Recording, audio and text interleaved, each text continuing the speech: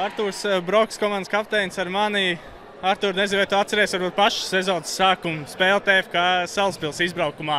Es tev prasīju, vai ir vēl sākums. Tu teici, jā, nav pa ko uztraukties, šis ir tikai sākums. Nu, tagad bronzas medaļas izcīnīts. Stāsti, ar kādām emocijām noslēgt šī sezona. Nu, atceros to, jā, pirmo spēli, to, ko mēs runājām. Sezona fantastiska, emocijas labas. Nikersam pirmā bronza, virslīgā, fantastisks sasniegums. Emocijas, nu, nezinu, pārpildījus, paši visu redzējāt. Un uzreiz liels, milzīgs paldies mūsu faniem. Tas viss pateicoties viņiem un tam fantastiskajam atbalstam, ko viņi mums sniedz katrā spēlē.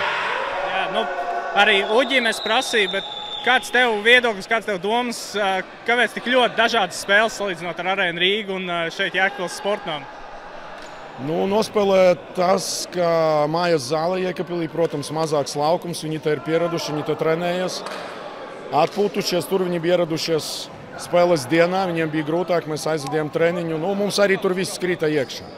Būsim godīgi atklāti, jā, šodien, diemžēl nē, bet nu, mums pietika pacietības spēka izcīnīt to uzvaru.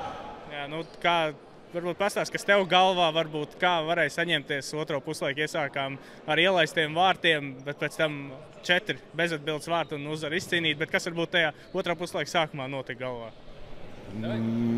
Grūti teikt, kas bija čaļiem. Domāju, ka viņi arī bija mierīgi, es biju mierīgs, es biju pārliecināts, ka mums izdosies.